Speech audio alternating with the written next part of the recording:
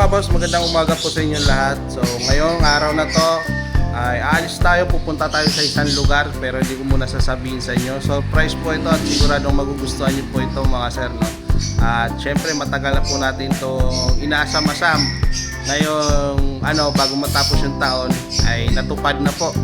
At maraming salamat po kay Bossing, no, sa finance po sa atin. Kaya ngayon, abangan nyo sa susunod na video, samahan nyo ako, pupunta tayo sa isang lugar at kung saan natin kukunin ang isang bagay na kaasam-asam po natin mga sir. Kaya matagal po natin inantay ito. Alam ko pangarap nyo rin ito, yung ganitong klaseng bagay na to. Kaya stay tuned, hantabay po kayo sa susunod natin na video. Alright, tara, let's go! Okay mga sir, so ngayon nandito tayo ngayon sa Pasig at antabayanan nyo mga sir kung ano po yung dapat natin kunin at gagawin sa oras at araw na ito, diba? Kaya samahan nyo ko at huwag kayong mainip, ha? Sigurado yung pa dyan, pangarap din yung ganitong klaseng bagay. Siyempre, hindi mawawala sa atin yan.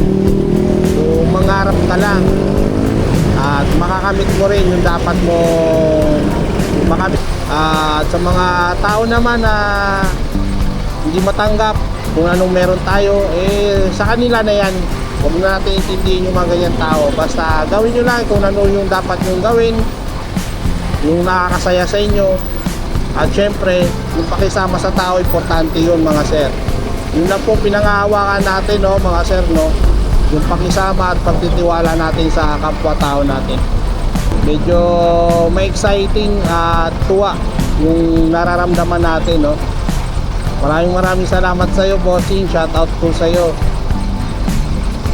Maraming salamat sa tiwala niyo po sa akin at sa aking pamilya. Maraming salamat sa iyo, Bossing. Kung hindi dahil sa iyo, hindi ko po ito makukuha. Dahil sa kabaitan niyo po. Maraming salamat po sa iyo, Bossing Idol. Kaya sa mga subscriber ko po dyan, ng mga bago at followers ko po dyan, maraming salamat sa patuloy po ninyo na suporta sa atin. Sana hanggang dulo, hanggat meron tayong may content, sana meron pa po tayong may content pa na ibang mga klaseng kakaliwan at mapapanood nyo po sa mga gagawin natin mga video.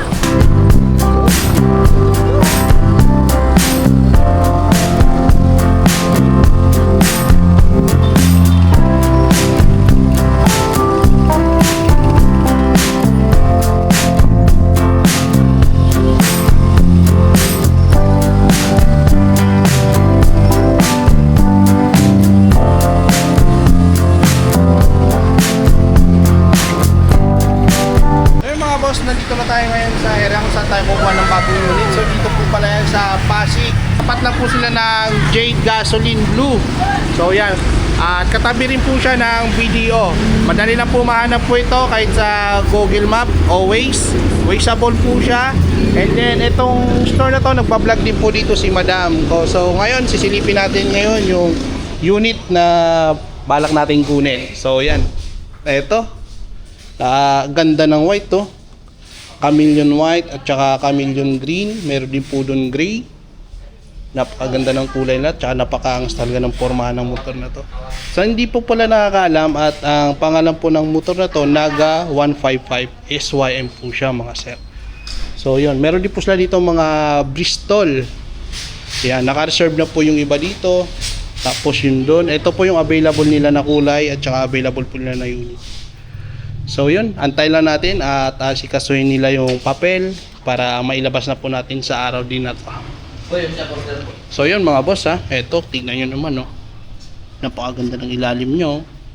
Yung fender nya, napakaangas din tignan ng mga fender nya. Pati yung mags nya, napakakapal. Talagang napakaangas ng ano. Tsaka yung kaganda nito, yung kanyang telescopic port. Ang kapal, ang laki. Para sa anong unit? Grabe, napakaganda nito mga boss.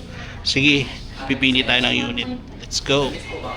At dito na nga ako nag-isip at naguluhan ng isip ko. Sa time at sa oras na ito nag-ikot ako at namili kami ng kulay dito. So eto, nagtuturuan pa po kami kung anong kulay ang kukunin namin ni Mrs.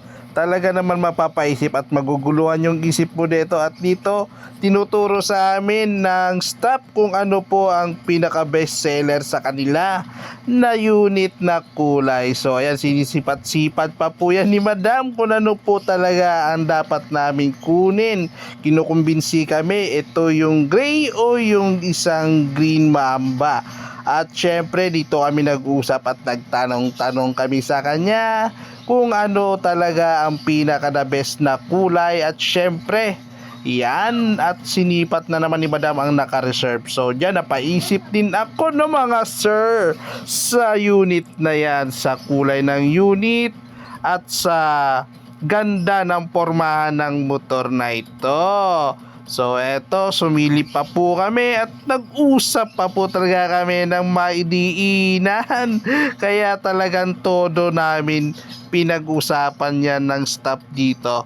So yun nga, at napag-isip-isipan namin ni Mrs. at kaming dalawa na lang ang mag-usap kung anong kulay talaga ang dapat namin kunin. Sa totoo lang, ang kukunin sana namin is ay yung kulay gray. At dito napag-isip-isip kami, finally mga sir idol, at eto po ang napili ko po na nakatago dito katabi ng kulay white na chameleon white at chameleon green. So dito nag-isip na po kami na ilalabas na nga po ito, at para po ito ay ma-activate na at malagyan na ng battery at gasolina, ilalagay ang kanyang puso at saka kanyang dextrose.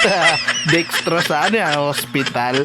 So ayan, inuusog-usog na po ng staff po na mekaniko, at dito sa time na to binuksan na po ni mekanik ang kanyang compartment at maglagay po ng battery, at saka nakikita po natin yung kulan na sa harap at madali po siyang sipatin. So nag-aantay po ako sa oras at sa pagkakataon na yan kung paano po ilagay ang kanyang battery. Nakita niyo naman mga sir, napakalawak ng kanyang loob, no? Kitang-kita ang kanyang mga bituka at laman loob dito sa loob ng compartment. So natapos na nga at binalik nga po ito ni Idol Bossing itong compartment na ito. Grabe, napakalapad.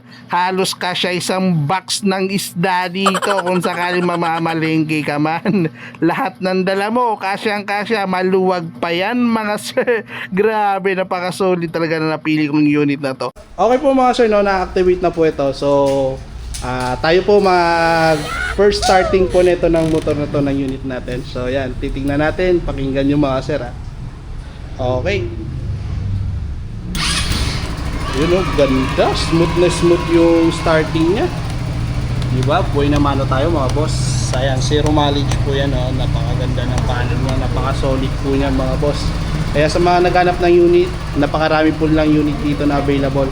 Bale, ito mga sir ito yan, oh, 84 unit po yan. Pang 84 po na unit tayo. Ayan, so yan, pang 84 tayo, tandaan natin yan si 84 po. Itong unit na to. So yun, patay na natin mga sir. Alright. O yun, napakaganda. Solid. Alright mga boss, on the go na po ito. Kaya tatanggalin na natin yung mga nakakover na kadikit sa kanya. So yan, tayo magtatanggal po yan mga sir idol. Kaya naman fresh na fresh yan from the farm. So yan, grabe. Dito na lang po. Ito rin, tatanggalin din natin ito. So namin, magtanggal. Tulungan mo ako, huwag ka mahiya. Yan, Proud owner ng ating new Ayan. Honda 155. Hello po. Hi, sir. Shout out po. Shout out. Ayan, meron pa sa harap. So yan, ito. Kaya nag-collab. Dapat pala nag-collab, sir, no? Opo, ayan po si ma'am. Shout out po sa inyo. Sa staff nila dito, napakabait. So ito pa, may ka na magtanggal niyan. Okay, shout out po pala kay Bossing sa pangbayad po ng motor natin. Maraming salamat sa iyo, Bossing. Napakabait, Buti niyo po. Maraming salamat po sa iyo, bossing. Maraming salamat. Kundi dahil sa inyo, hindi ko po ito makukuha yung unit na to. Hindi niyo po ako kakilala, hindi niyo po ako ano-ano. Kaya pinagkatiwalaan niyo po ako. Maraming salamat sa iyo, Idol Bossing. Thank you po. God bless. Alright. Okay mga sir, first in ride inspiration po ito natin sa Naga 155 natin for today. Out na siya. Yun nga po mga sir, andito tayo, nakawit tayo at ito po yung unit natin na nakuha natin. So yan, si Green Mamba SYM Naga 155. So yan. So inantay lang natin yung isang motor natin na pinalalamove natin, kinarga natin yung isang motor natin. So yan, yung update natin, nakarating na tayo at nakawin na tayo dito sa bahay. So yan, ang hirap nito ipasok dun sa loob ng gate, gawa ng mahaba at malaki at malapad po ito.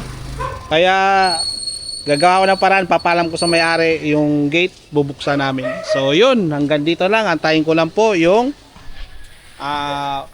motor na isa na pinalalamove natin. So antabay lang po ako at hanggang dito lang. Maraming salamat sa panonood at ito po yung update ko sa araw na to.